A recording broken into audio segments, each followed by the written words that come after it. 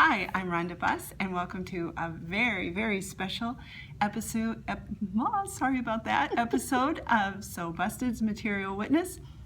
Today, we are at the Gary Chicago International Airport. It's the airport, my home airport. And I've been flying out of this airport for 16 years. Originally, I was at Midway Airport, and I decided it was time to move because it had gotten so busy. So I've been here for quite a while. So we're here today. I have Cennetta Burwell with me. Hello. And she writes the blog, The Mahogany Stylist. And I asked her if she'd like to do an interview because I thought it would be interesting for you to hear about why she has a blog, what goes into writing a blog, kind of her thoughts about having a blog. And then after our interview, we're going to go for a ride. And a friend of mine just came in and said hello, and he asked her if she'd been to church last night. So, in other words, have you made sure and said your prayers? But, right. So I said a quick prayer. Yeah, right. She'll be fine. She'll be fine. Anyway, so rather than me flying to interview her, I'm interviewing her. So we're kind of doing it the opposite way, and I'm interviewing her, and then we'll go flying. So I'll be busy flying the airplane, but I have a feeling that she'll take a few pictures and give you an idea of what's actually going on.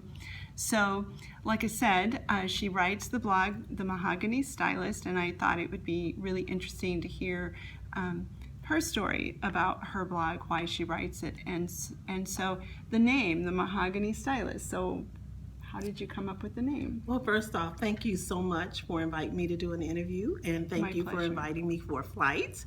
We've been friends for a long time. A long time. Yeah. So the name Mahogany Stylist, mahogany because it's brown like me, with some red and some yellow undertones. So that is indicative of me. And then stylist comes into play with my sewing or with my style of dress. So that is why I chose that name. And two, just a little bit, there was a movie that came out like in the 70s called Mahogany, where Billy D. Williams and Diana Ross starred in it. And so, her whole thing was designing and sewing, so why not? So I just incorporated all of that into my name for the blog, The Mahogany Stylist. Now, I do have a sub-name where Julia Baker meets June Cleaver.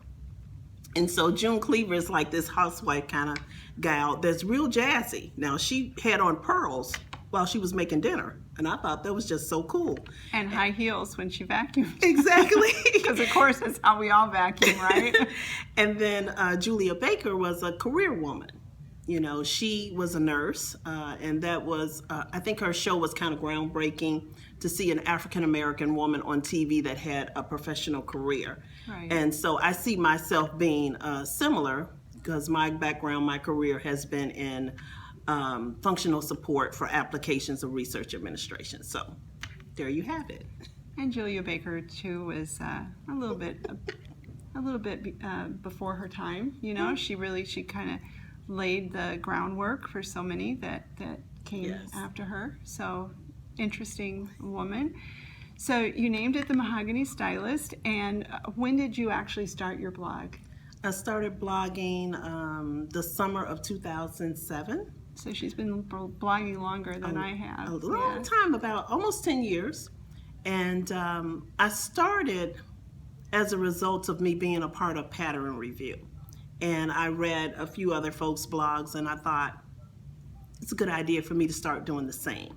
So that's about the time that I started, and that's kind of like a little bit of the reason why I started, to share in my sewing experience, to kind of pay it forward, because I had learned so much from other people on Pattern Review and reading other blogs, and to kind of journal my own sewing experience, to see, improvements where they happen, to do some tutorials, to talk a little bit about other areas of my life, but not too much, travel, work, those kinds of things. Right. So She does talk about a few things on our way here today.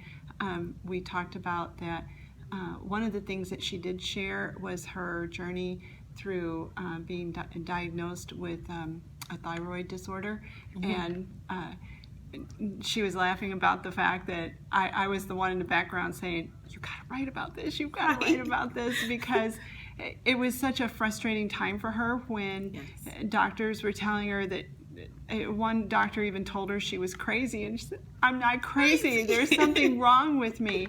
And I think for so many women that there are things that happen to us that, just getting someone to believe our story is important, and then finding out that someone else has gone through the same thing, and it kind of helps to empower us and helps us to, when we go to the doctor, to talk a little bit more, to know that someone else has gone through this, and then it just gives us that much more power when we're there. And so I said, this is important because there are other people who are struggling. And I think after you did publish those articles, you did receive messages. I did. Some people reached out to me and they told me that they had been experiencing the same thing, and they talked a little bit about how hard it is to diagnose thyroid disease or a goiter, because the symptoms are so similar to other things that may be impacting your life. So a lot of people did reach out, and they appreciated me publishing, my experience. It kind of gave them some insight as to what to look for, how to analyze their own situation to get better treatment, because it took them, I think, about 3 years before they really nailed down what was going on with me. And it wasn't the first doctor, it was a new doctor that was able to, pinpoint what my issue was. So it was a great idea for me to share that experience, as well as a few other experience on, I guess, illnesses or concerns. So yeah, it's about sewing, it's about style and trend and all of that, but when it's something that can really help somebody get through a rough period in their life, I don't mind sharing that as well. So, but for the most part, it's mostly about sewing, and then a few other areas of my life. And she has such a beautiful, beautiful wardrobe. And, she has a very full and active life. She's very, very active in her church, and, there's a party, she wants to go.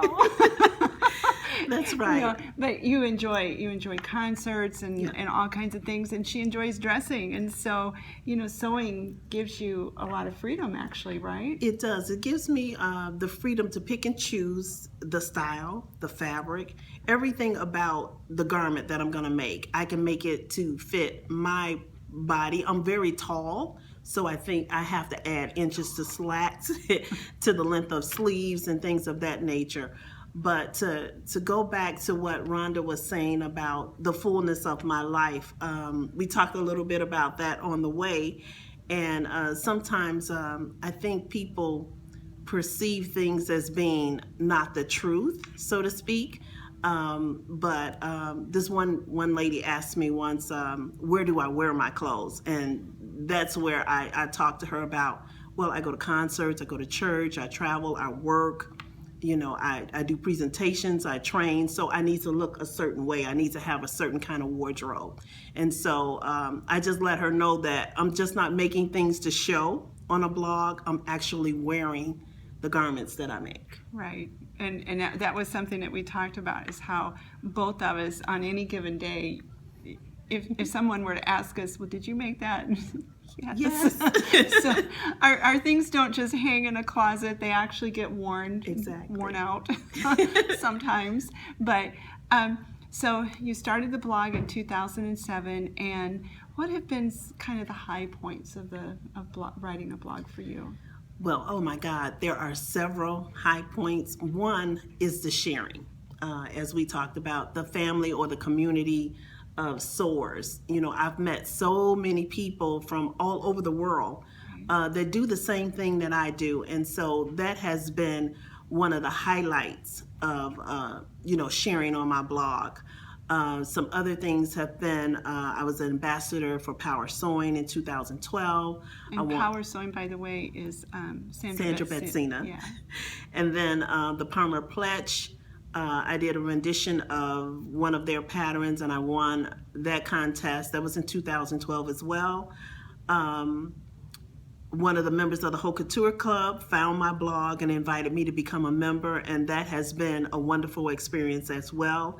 I'm a part of the Mood Sewing Network. I mean, it's just, the list goes on and on about the highlights or the good things that have come out of me blogging. Of course, I can see my progression, my development in sewing as well, but sharing with other people that enjoy the same thing that I do has been really at the top of the list. And so what about, because with the good comes the bad, so what about the bad? The bad. One of I think the negatives with blogging is that sometimes people misinterpret what you mean. You might be just honing in on one specific type of task or procedure, and not the total breadth of how you do something, and people perceive that you don't know what you're talking about, or they misconstrue what you're trying to convey on your blog.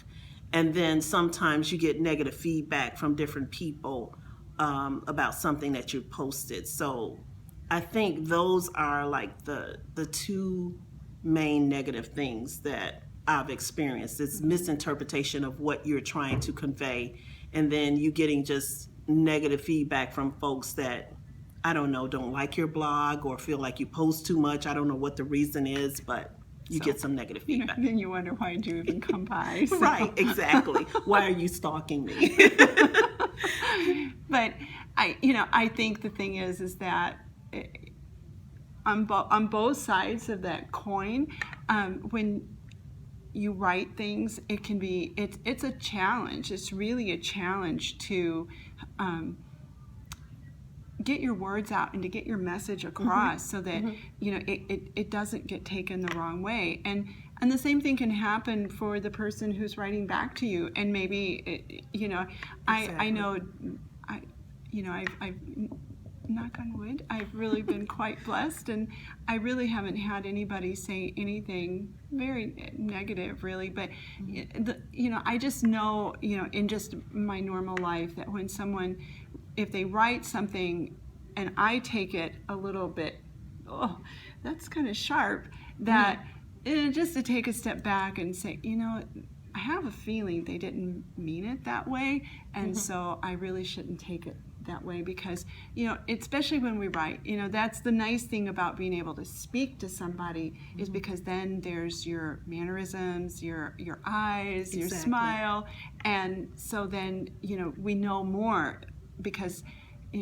communication is about so much more than just speaking or writing. It's everything, like I said, it's our mannerisms and all that goes into it. So I think with a blog, that can be one of one of the most difficult things to do, is to really portray our message so that nobody gets offended. Right. As you said, before I write a post, I sit and I think about how to say things, how to put it down on paper so that it's taken like I mean it. I wouldn't say that that's why I don't post as much, but it is an effort, and it is some work. You do have to sit down, think about what you want to say, make it make sense, because sometimes when you're thinking about things, your thoughts are just kind of jumbled together. But when you put it on paper, when you put it on a website, you want to make sure it's clear. You want to make sure your thought process is clear, and people don't misconstrue what you're saying in your post. So, yeah, it is a process that you have to go through to get it down correct. So what advice would you give to someone who's thinking that they would like to start writing a blog? First of all, I would say, if it's something that your heart desires, go for it. Just jump in and do it. You can write a simple post, I'm here, and kind of talk about what you want this blog to mean to people or what you're trying to share with people. I would say make it your own. Don't try to be a follower. Be your own leader as far as what you want to say, how often you want to post, if you want to include pictures, because I see a lot of blogs out there, they're all about the photography more than providing some type of dialogue for folks. So you have to decide what you want to do and if it's important to you and how you want to journal that experience. So I just say go for it. Yeah, because I think with blogging that it is very much a journal because you are writing about your life, but even that you're writing about a very small portion of your life. Exactly. Exactly, because sometimes I think people think they know you just the results of them reading your blog. Yes, they know you, but it's just a small wedge in the pie, maybe 10%, really? Yeah, maybe. If that much. And then again, it all depends on how much you want to share. Like my blog is for a little bit of style, mostly sewing, but I do talk about other things, but I talk about them in very specific things. I don't talk about everything. Like if I mention my job or my former job, I'm going to tell you about what I do, or if there's a conference that I'm attending, or if I'm having a struggle with presenting something. But I'm not going to talk about a relationship that I have with my boss. So you have to determine how you're going to gauge it, how much information is too much. I just kind of keep it towards the crafting, the skill, and of course you want to mention that you do have other dynamics, that you're not just crafter skill, you do cook, you do travel, you do have family. Right. So, but you don't want to talk about everything. Right. When we were talking about doing the video, I said, well, our lives are not a reality show, and not that any of the so-called reality shows are actually reality. Exactly. Right. So unless we had a camera stuck on our head, actually, what ends up being put on a blog is just, like we said, just a small portion of our life, and you decide what you want to share. And there may be some of you who are thinking about that. You really don't want to share about sewing. Maybe you sew, but that's not where your passion lies. Maybe your passion lies with a charity that you work for or work with, and I've read some blogs where people who have gone through very difficult things, and they've been very instrumental in being able to help someone else. So I think that opening yourself up a little bit, I think it's very good for you, and then you can help others as well. And I think Cennetta, with her sewing, that being her primary focus with the blog, is it gives people the feeling like, yeah, I can do this. Exactly. You want to inspire people. Right. I mean, that's one of my goals, was to inspire folks who may have a sewing machine, would like to try it. I try to do tutorials to make it simple. I try to explain things very succinctly so people can understand, a process. I try to do some photos, but sometimes I get so engaged in the moment, I forget to take pictures, but they do get a general idea. And I always invite folks to ask questions, if they need help. So yes, part of it is to motivate and to inspire. It seems like this whole sewing revolution in the last 10 years has taken off. I do wish they would bring home economics back to the schools, not just for the sewing, but for everything related to the home, because I think it would help people become more well-rounded, and not to say people aren't, but I think when they took home economics out of the school, it took something away Right. from character building. Right. I know. I know. I'm not going to name the school, but it was a private school in Chicago, very high-priced private school in Chicago, and a little girl from that school had taken a class with me one summer, and I gave her a ruler, and I made a comment about, well, put an inch on this. She didn't know where an inch was on a ruler. Good. Not good. Very shocking. So, who knows? Maybe she just missed that day, but it still was very shocking to me. And I think that home economics, it gives you practical knowledge about so many things, and practical knowledge about how it will relate to other things in your life. And my flying friends, we talk about this all the time, because with all your math courses, geometry, that it's very much a part of flying and problem solving, and that if you don't have that as your foundation, then where are you going to go? How are you going to learn to fly? Exactly. How are you going to learn to sew? How are you going to learn to put a pattern together? Because a pattern is very much a geometric problem. Exactly. There's a lot of numbers involved. A lot. In doing it. Especially when you start doing pattern drafting, or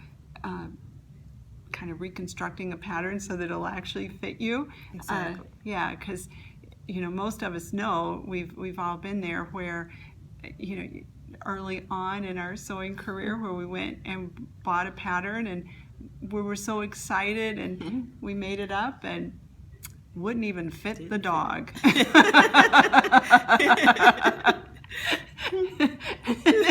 And then we're so upset. Well, what's happened is now you've had this negative experience, like, I'm not doing that again. Exactly. So measurements, they're very key, very important in the whole process. So you gotta have some basic mathematics skills.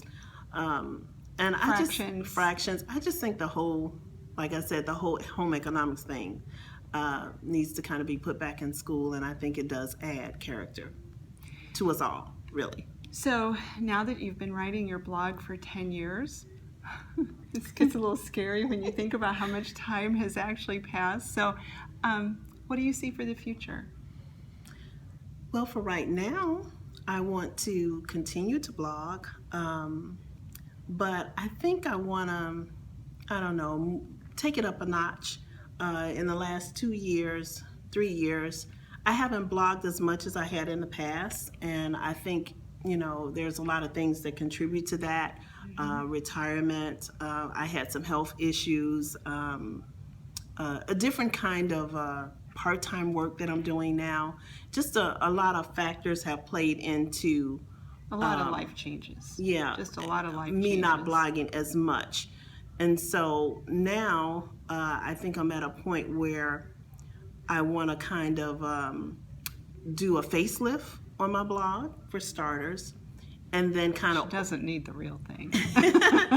And then I want to kind of organize things in a portal fashion, where the launching page looks one way, and then you click on the links to get to other parts of the blog. So I kind of want to, like I said, do a whole reconstruction thing, and I want to blog a little bit more than I have been in the last few years. But I will continue. I will continue to do tutorials. I'll continue to show, the things that I make, and try to give some insight as to how the construction went. Also, I'll continue to talk about travel and share a recipe every now and again, and maybe say something about my family. But that's basically how I want to run this particular blog. Yeah, and I just think that the very nice thing about about blogging is the connection that we have with people all over the world, and and that is something that you need to keep in mind when you are writing your blog, is that the whole world gets to see this. That's right. Be prepared for that. And so in closing, I usually like to have a little something funny, and so I'd asked Cennetta about this, and I had not heard this story before. So she actually had someone who had downloaded pictures. Right. One of my followers, I'm going to call him, he's Him. My email is available on my blog, so he sent me an email and he told me that he enjoyed my blog and I was beautiful and this, that, and the other. And then about 2 weeks later, I got another email, but it was from his wife. She says, "How does he know me? And he has pictures of you on his computer." My response was, "I don't know your husband, ma'am. I am a blogger." A sewing blogger. Period. And I left it at that. So I don't know what happened at the house after that. But I think he was in trouble. A little bit.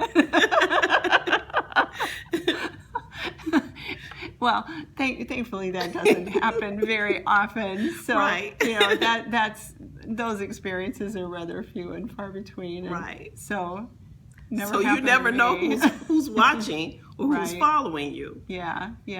But I think for the most part, I know I like to believe in the good of humanity. So, too. And I think for the most part that is, you can't walk down the street if you don't and not run into a weirdo every once in a while. That's correct. And I think most people who write a blog would actually say that the weirdos are kind of few and far between. So Right. so don't think that that's something that you need to worry a lot about.